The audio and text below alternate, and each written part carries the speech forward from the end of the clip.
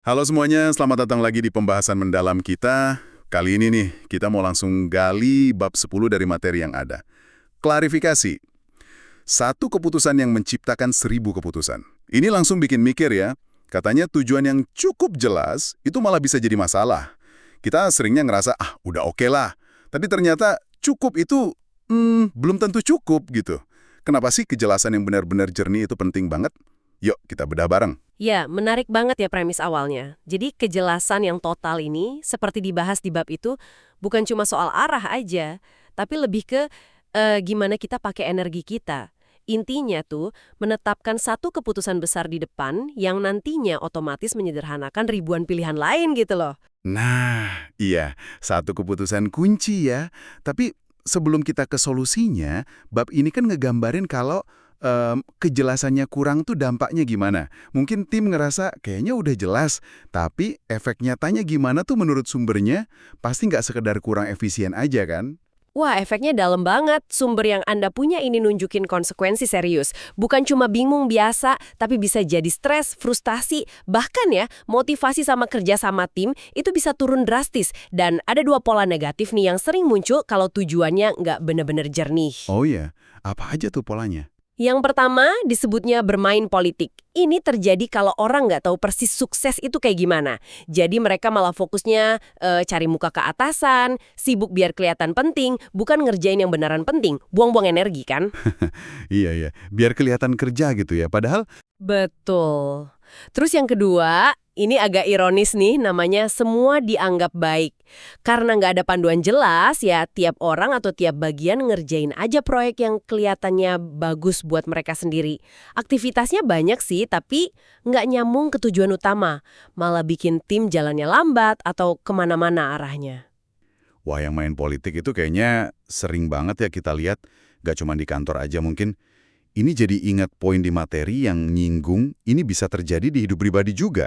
Kayak ngejar status atau citra sosial gitu, dibandingin apa yang sebenarnya penting buat kita. Tepat sekali. Analogi ke kehidupan pribadi ini kena banget di materinya. Kalau kita nggak punya niat esensial pribadi yang jelas, ya gampang banget kita keseret arus sosial itu.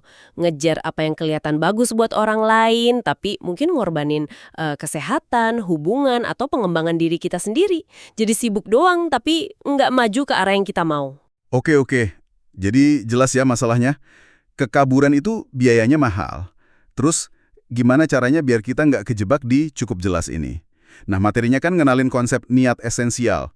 Nah, ini bedanya apa sih sama pernyataan misi atau visi yang biasanya kita lihat? Katanya beda banget ya. Bedanya signifikan, fundamental malah. Banyak pernyataan misi perusahaan dan di materi ada contohnya ya kayak AGCO, Dover, itu selingnya terlalu umum. Penuh jargon, kabur, jadi yang nggak menginspirasi, nggak memandu keputusan harian juga. Terdengar bagus aja gitu. Nah, niat esensial ini syaratnya dua. Harus konkret dan inspiratif. Harus bermakna, gampang diingat, dan yang paling penting bisa diukur. Harus bisa jawab pertanyaan ini. Gimana kita tahu kalau kita udah berhasil? Konkret sekaligus inspiratif. Itu kayaknya nggak gampang ya nyarinya. Materinya ngasih contoh nggak? Biar kita kebayang gitu. Niat esensial yang kuat tuh kayak apa? Ada contoh bagus misalnya Martha Lane Fox waktu jadi digital champion di Inggris. Niatnya tuh dikutip di materi, membuat semua orang di Inggris online pada akhir 2012. Jelas banget kan?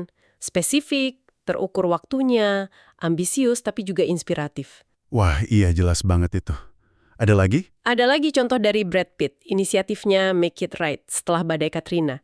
Niatnya, membangun 150 rumah yang terjangkau, ramah lingkungan dan tahan badai untuk keluarga di Lower Ninth Ward.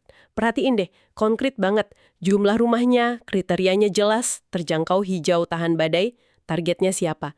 Justru karena spesifik gini, jadi kuat banget buat nuntun ribuan keputusan lainnya. Oke, jadi kuncinya bukan di main kata-kata indah ya? Bukan itu intinya, justru materinya nekenin, udah deh berhenti merangkai kata, tapi mulai membuat keputusan. Coba tanya ke diri sendiri atau tim, kalau kita cuma bisa benar-benar jago di satu hal aja, satu kontribusi paling penting itu apa? Nah, jawab pertanyaan ini dengan jujur dan berani. Itu langkah awalnya. Ini bukan soal nulis bagus, tapi soal milih. Menarik nih. Jadi, satu keputusan gede di depan ini fungsinya kayak filter super ketat ya buat semua hal lain yang datang belakangan? Persis. Niat esensial yang udah jelas itu jadi saringan utama. Ini ngasih kekuatan buat kita, buat tim, untuk bilang enggak ke tawaran atau kerjaan yang mungkin bagus, tapi nggak sejalan sama tujuan utama. Jadi sumber daya kita, waktu, energi, uang bisa fokus ke yang paling vital.